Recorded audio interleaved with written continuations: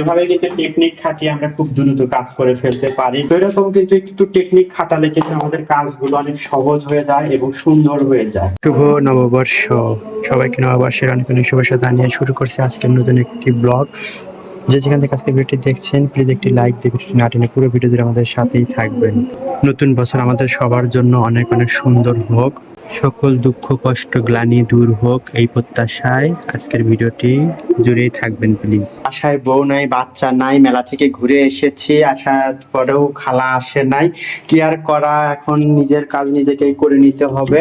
তো সকালবেলা তাড়াহুড়ো করে খাওয়া দাওয়া করে কোনো রকম আর কি সবকিছু রেখে দৌড়াইছি যে আগে যাই, মেলাতে যাব, তারপরে নববর্ষের যে আয়োজন সেগুলো আগে উপভোগ করবো। আমার জন্য তার কোনো কিছু থিমে থাকবে না, এই কারণে কিন্তু কোনো রকম ভাবেই মানে বাটি ঘটি সবগুলো রেখে চলে গিয়েছি। তো এখন এগুলো একটু পরিষ্কার করে নেব, ঝটপট পরিষ্কার করে নেব। আর আমি তো আসলে টেকনিক এবং যে অভিজ্ঞতা থেকে যে টিপস গুলো আমি আর কি এর আগের ভিডিওগুলোতে শেয়ার করেছি, সেগুলো তো আমার দৈনন্দিন জীবনে আমি অ্যাপ্লাই করি। আপনাদের জন্য আর কি সেগুলো শেয়ার করি, যদি কারোর ভালো লাগে আপনারা কিন্তু ট্রাই করতে পারেন। এই যে এখানে কিন্তু একটা বিশেষ লিকুইড, সেটা নতুন বের করলাম, আর একটা তো আমি ফেলে দিয়েছি, ওটার কৌটোটা ফেলে দিলাম। আমরা অনেক সময় করি কি, এই কৌটোগুলো জমায় রাখি, দেখা যায় যে বাসায় অকারণে কিন্তু এগুলো জমে যায় এবং ময়লা আবর্জনার স্তূপ হয়ে যায়। তো এটাও কিন্তু আসলে একটা কাজ, সেটা হচ্ছে যে জিনিসটা আমার বাসায় দরকার নাই সেই জিনিসগুলো কিন্তু আমরা ফেলে দিতে পারি, অথবা এগুলো আর কি রিসাইক্লিং করতে পারি। যারা আমরা ডিআইওয়াই এর কাজ করি তারা কিন্তু সুন্দর সুন্দর জিনিসও তৈরি করে নিতে পারি। তো এরকম কিছু কিছু জিনিস আছে যেগুলো আর কি আমরা কাজেও লাগাতে পারি, আবার যেগুলো আমাদের দরকার নেই সেগুলো কিন্তু আমরা ফেলে দিয়ে আমাদের বাসাটা পরিষ্কার পরিপাটি করে ফেলতে পারি। আজকে তো ঝটপট আপনাদের দেখাবো আমি কিভাবে একদম ম্যারাথন গতিতে প্লেটগুলো সব সুন্দর করে মেজে পরিষ্কার করে নেই। বাসন কোসন দেখেন, প্রথম যেটা হচ্ছে শুরুতে আমরা সবগুলো বাসন কোসন আগে সুন্দর করে সাবান দিয়ে এভাবে মেজে ফেলবো, মানে একদম ঝটপট করে মেজে ফেলবো। কারণ অনেক বেশি সময় লাগলে কিন্তু দেখা যায় যে হাত পা লেগে যায়, কোমর বাঁকা হয়ে যায়। আমার বেসিনে দাঁড়ায় যে কাজটা আমি খেয়াল করি সেটা হচ্ছে, এখানে দাঁড়ায় থেকে কিন্তু কাজ করতে গেলে কোমরে ব্যথা হয়ে যায়। তো এই জন্য আমি একটু যত কম সময়ে করা যায় ঠিক ততটা কম সময়ে করে নিচ্ছি। আর একটা যে জিনিসটা শেয়ার করি সেটা হচ্ছে, এখানে কিন্তু একটা ডিশওয়াশ লিকুইড নিয়ে হালকা একটু পানি দিয়ে নিলে কিন্তু এটা সাশ্রয় হয়। দেখেন ফেনাও কিন্তু যথেষ্ট পরিমাণ ফেনাও হয়ে যায়, আর সেই সাথে কিন্তু কম লাগে। এই যে দেখেন হয়ে গেল ঝটপট করে। আর অবশ্যই আরেকটা যেটা কাজ সেটা হচ্ছে, পানি দিয়ে আগে সুন্দর করে একটু ধুয়ে নেব। দেখেন ধুয়ে নিলে কিন্তু অনেকটা তেল এবং ময়লা কিন্তু কমে গেল, চলে যায় পানির সাথে, পরিষ্কার হয়ে যায়। তারপরে এই যে সাবান দিয়ে সুন্দর করে এভাবে ধুয়ে নেব। তো এরকম কিন্তু একটু টেকনিক খাটালে কিন্তু আমাদের কাজগুলো অনেক সহজ হয়ে যায় এবং সুন্দর হয়ে যায়। এরকম ভাবে এই যে আমি দেখেন ঝটপট করে এগুলো সব পরিষ্কার করে নিলাম। যে বাকিগুলো আছে সেগুলো সবও এভাবেই পরিষ্কার করে দেবো। এইটা সুন্দর করে সবগুলো আমি পরিষ্কার করে নিচ্ছি।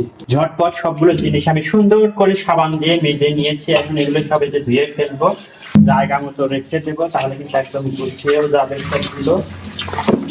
এই যে রাইস কুকারের ঢাকনা সহ রাইস কুকারটা ধুয়ে নিলাম। এখন এই বাকিগুলো ধুয়ে নেবো। এগুলো ধুয়ে নিয়ে পানি ধরানোর জন্য একটু রেখে দিচ্ছি। সবগুলো বাকি এখানে ধুয়ে এখানে পানি ধরানোর জন্য রেখে দেবো। তারপরে এগুলো সব সুন্দর করে আবার তুলে রাখবো, তাহলে আমার জিনিসপত্রগুলো একদম সাথে সাথে কিন্তু গোছানো হয়ে যাচ্ছে। প্রত্যেকটা জিনিসটা নির্দিষ্ট জায়গা, আর সেগুলো এলোমেলো থাকে না, গোছানো থাকে। ঝটপট আমি সবগুলো গুছিয়ে নিলাম। এই যে দেখেন বাস হয়ে গেল। এভাবে কিন্তু টেকনিক খাটিয়ে আমরা খুব দ্রুত কাজ করে ফেলতে পারি। দেখেন কত সহজে সবগুলো এক নিমিষে আমি ধুয়ে একদম পরিষ্কার করে গুছিয়ে রাখলাম।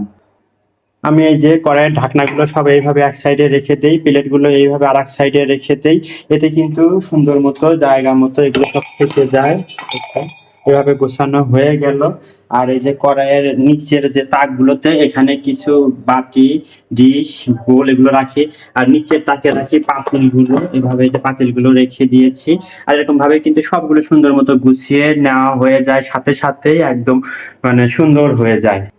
এখন দুপুরের জন্য ভাত উঠিয়ে দেব, অল্প করেই ভাত দিচ্ছি, যেহেতু বিকেল আবার বাইরে যাব, নববর্ষের দিন একটু ঘোরাঘুরি তো হবেই। আর বাইরে গেলে তো খাওয়া দাওয়া হয়ই, তারপরেও সকালবেলা তো অনেক খাওয়া দাওয়া করেছি, এই কারণে এখন অত বেশি ক্ষুধাও নাই। তো আগে এটা আমি সুন্দর করে চালটা ধুয়ে তারপরে রাইস কুকারে তুলে দেব।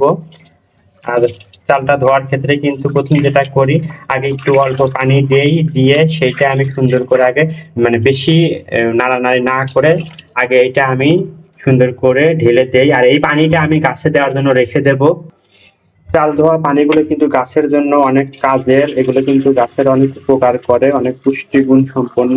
তো এই চাল ধোয়ার পানিগুলো আর কি আমরা মাঝে মাঝেই গাছে দেব। এটা কিন্তু আসলে জীবন থেকে নেওয়া একটি অভিজ্ঞতা থেকে নেওয়া একটি টেকনিক।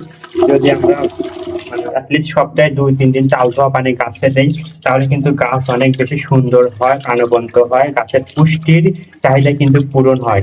তো এইভাবে কিন্তু অল্প করে করে আমি একটু পানি রেগুলার দেওয়ার চেষ্টা করি, আর মাশাআল্লাহ আমার গাছগুলো কিন্তু অনেক বেশি সুন্দর হয়েছে। এই যে এতগুলো পানি আমি কালেক্ট করেছি, আর এই তো চাল ধোয়া হয়ে গেছে। এখন এটা আমি রাইস কুকারে দিয়ে অন করে দেব, তাহলে ভাতটা ইনশাল্লাহ একাই হয়ে যাবে। এই যে দেখেন কারেন্ট নাই, কিছু করার নাই, রাইস কুকারে দিয়ে রাখলাম, যখন কারেন্ট আসে তখন ভাতটা হয়ে যাবে। আসলে মানে আমাদের এলাকাতে কারেন্টের খুবই ঝামেলা হচ্ছে, কয়টা দিন ধরেই খুবই কারেন্ট যাওয়া আসা করছে।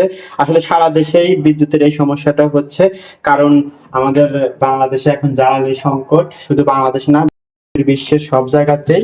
তো আর হচ্ছে এই যে টিফিন বক্সটা আগে ধুয়ে রেখেছিলাম, এটা এখন আমি সুন্দর করে গুছিয়ে নিচ্ছি, পানি ধরে গেছে। তো গুছিয়ে তারপর আমি বক্সে রেখে দেবো, যেন আর কোনো ময়লা ধুলাবালি না লাগে। এই তো এভাবেই একটু গুছিয়ে কাজ করলে কিন্তু সবকিছু অনেক সুন্দর হয়ে যায়। বাস, এটা একটু গুছিয়ে রেখে দিলাম। এখন চাল ধোয়া পানিগুলো আমি গাছে দেব। একটা ছোট কাপ নিয়েছি, কাপে করে অল্প অল্প করে প্রত্যেকটা গাছে দিয়ে দেব, আসলে যেন গাছের একটু হলে পুষ্টি পায়। এই কারণেই কিন্তু আমি এরকম ভাবে চাল ধোয়া পানিগুলো কালেক্ট করি। প্রত্যেকটা গাছেই অল্প অল্প করে আমি চাল ধোয়া পানিটা দিয়ে দিচ্ছি, শুধু যেন গাছের গোড়ায় পুষ্টি জমে তাই। এই তপ্ত গরমে মাশাআল্লাহ আমার চন্দ্রমল্লিকা গাছ কিন্তু অনেক সুন্দর ফুল দিচ্ছে। যেহেতু প্রচন্ড কাঠফাটা গরম, আর চন্দ্রমল্লিকাটা শীতকালীন ফুল, তারপরেও মাশাআল্লাহ অনেক সুন্দর হয়েছে। আমার যত্নে গাছগুলো অনেক বেশি প্রাণবন্ত হয়েছে, আর কি সুন্দর কালারফুল ফুল দেখে কিন্তু অনেক ভালো লাগে।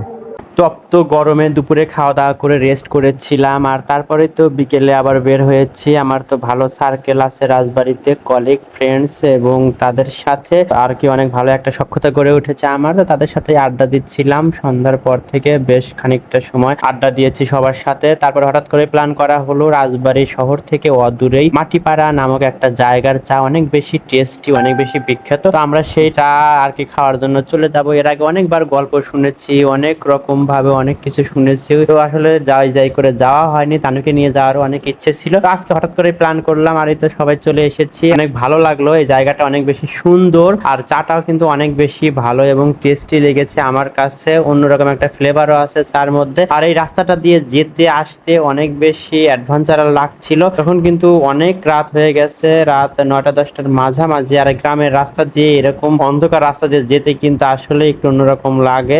আমি অনেক এনজয় করছিলাম, অনেক বেশি ভালো লাগছিল। আর আমরা সবাই বাইক নিয়ে গিয়েছি এবং এসেছি, তো সেটি একটু আপনাদের সাথে শেয়ার করলাম। অন্যরকম একটা জিনিস, অন্যরকম একটা সময়, অনেক ভালো লেগেছে নববর্ষের দিনে। চা খেয়ে এসে আমি পান্না চত্বরে নেমে পড়েছি, আর এখনো কিন্তু একদম রাতের রাজবাড়ি গম গম করছে। এপাশে মানুষজন, আবার সামনে মানুষজন। এখানে কনসার্ট হলো, এখানে কিন্তু মানুষজন আরো বেশি। কনসার্ট শেষ হয়ে গেছে, কনসার্টে আসলে কোনো ক্লিপ নিতে পারিনি।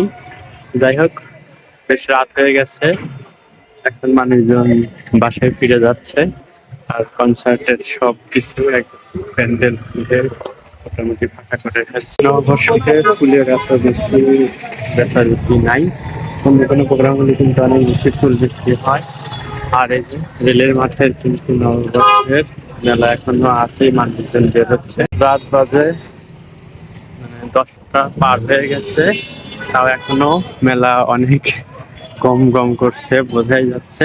নর্মালি রাজবাড়িতে এত রাত পর্যন্ত মেলা থাকে না, এখন যেহেতু আরো মানে জ্বালানি সংকটের কারণে কিন্তু দোকানপাট সব 6টায় বন্ধ, এর জন্য মানুষজনও বেশি থাকে না। তবে এখন কিন্তু মেলা উপলক্ষে অনেক মানুষজন আছে। মেলায় অনেক ভিড় ছিল, এত মানুষ ছিল যে তখন দেখা যায় নাই। অনেকে এসেছে, এসে ঢুকতে পারেনি, কিন্তু এখন কমে গেছে, ফাঁকা হয়ে যাচ্ছে ধীরে ধীরে। এখন কিন্তু অনেক মানুষ এখন বাসায় যাচ্ছে। এখনো নাগরদোলাগুলো কিন্তু চলছেই, মানুষজন যা আসছে সেটা বোঝাই যাচ্ছে। মানুষজন আসলে একটু বিনোদন খোঁজে, একটু আনন্দের জন্য অনেক দূর দূরান্ত থেকে আসে বা কোনো একটু উপলক্ষ খোঁজে। তো সেরকমটা কিন্তু এখনো তো রাতে তাও অনেক মানুষজন মেলাতে আছে, সবাই মিলে অনেক ঘুরছে, আনন্দ করছে, আড্ডা দিচ্ছে। আজকের ভিডিও থেকে এখানে বিদায় নিচ্ছি। সবাই ভালো থাকবেন, সুস্থ থাকবেন, আর যারা এখন লাইক দিতে ভুলে গেছেন লাইক দিয়ে দেবেন। টাটা, বাই বাই, শুভ নববর্ষ।